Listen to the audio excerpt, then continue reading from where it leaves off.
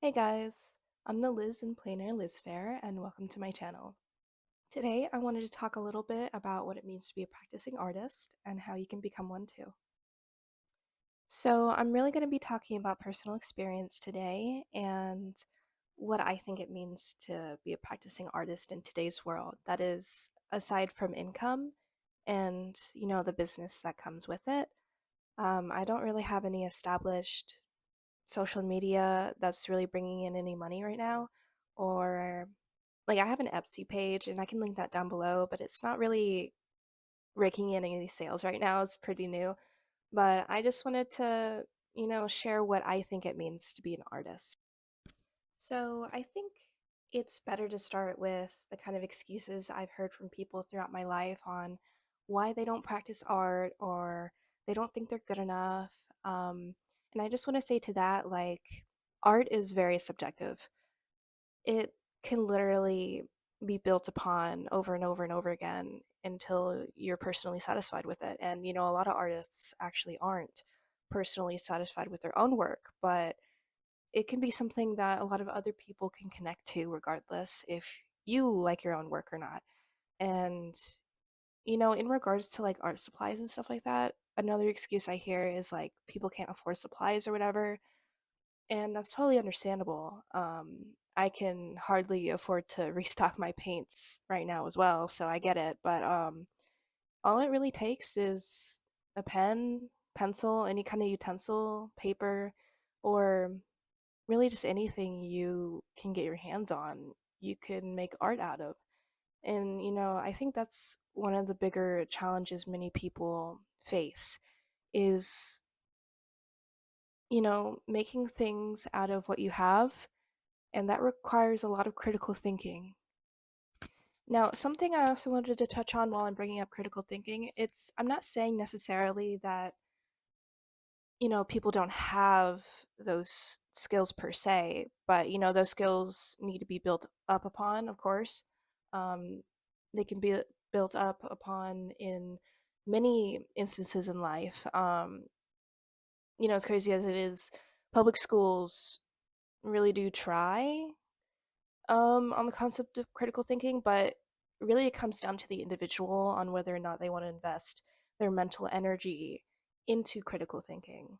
And, critical thinking to me is actively trying to work something out in your head, um, thinking of all the different ways that you can use something, work with something, and, that's half of it. That's like a big majority of being an artist or being anyone in any field, I think, is critical thinking because, that's one thing to have the skills and have the tools, but it's another thing to be able to use them.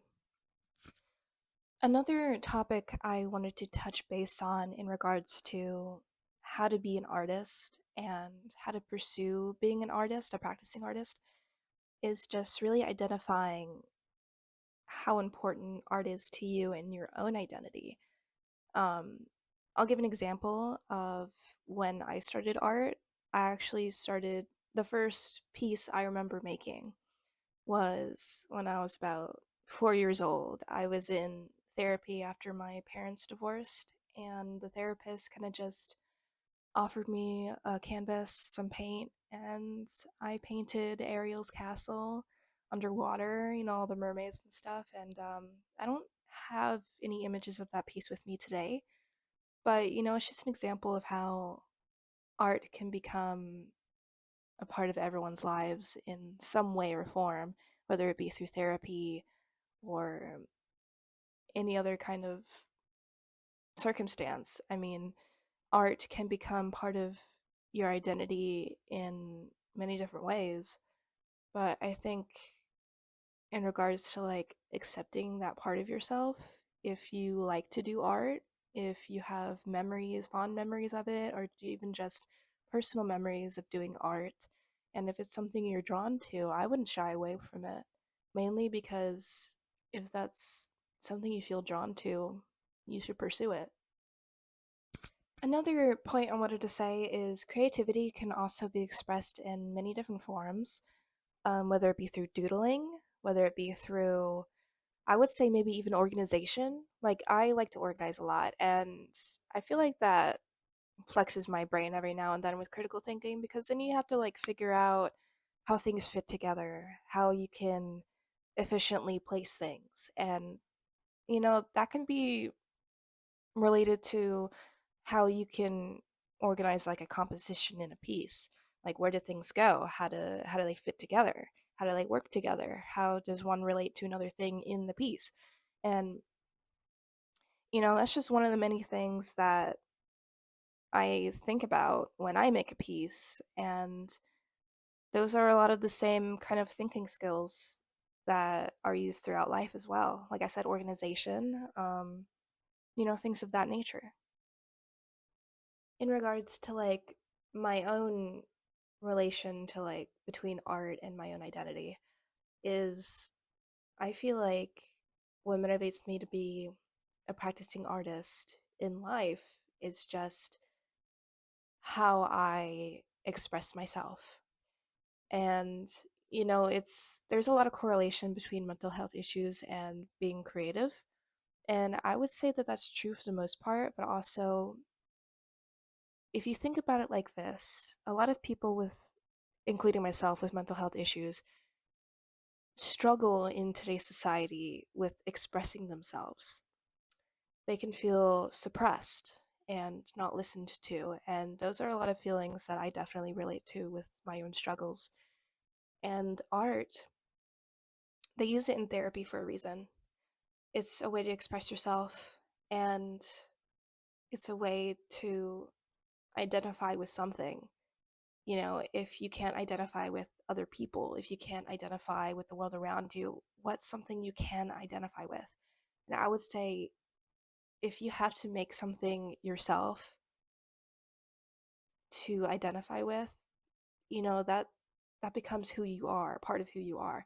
And so I would say being an artist, making what I make, even though I may not like everything that I make, I would still say being a practicing artist and being an artist in itself is something I identify with heavily. And oftentimes I tell people art is part of who I am. It's not just something that I do, it's part of me. I guess one of the last things I wanted to say in regards to how to become a practicing artist is to accept that part of yourself. If you want to be an artist, do it. I mean, if you think you're horrible at it, whatever. If you're drawn to it, that's what matters because you can always get better. You can always build on that skill. You can always build on top of things that you don't like. You can always change it, and just like with life in general, things change, things morph, things become better, become worse. But with art, that's something you can consistently work on, and it's something that you can grow to identify with and grow to be a part of. And I think that in itself is a relationship worth pursuing, the one between the artist and the art itself. And yeah, so something I wanted to close with is my artist statement. I'll read it to you guys, and you know, I think it'll show kind of my own relationship to my own art and how I see the world and how I choose to see the world. So here it is.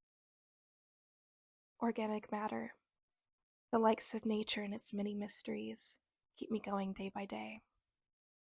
The ripples in a puddle on the sidewalk to the gleam of wax on the top side of a healthy leaf. I'm inspired by the illusions of reality as I live through life in the visual. In my work, I constantly think back to such things and how I can use these ideas to my advantage. Abstract line work and unconventional colors reflect my interest in the nature of the world from a scientific, spiritual, and psychedelic perspective. Abstraction is a creative feature of the brain, and particular catalysts help in breaking down the filter of reality into a unique view on the fabric of the universe. I'm constantly chasing ideas centered around the innate mystique of altered experience, wondering about the things we cannot see with only our eyes. References that harbor my interest the most are Glenn Brown, Hillmoth Clint, and Martha Rothko for their unique concepts on lines, form, and color. They treated the abstract as an observation and an experience of the spiritual and of the mind. My particular style is also influenced by the flowing lines and subtle dimension of Art Nouveau, as well as the spatial cave paintings in the early days of humanity that depicted another way of reality and expression. My ultimate vision is to make something beautiful, but also mysterious and inviting to the mind of the viewer. Thank y'all for watching the fair. Feel free to like and subscribe. This has been Liz, signing off.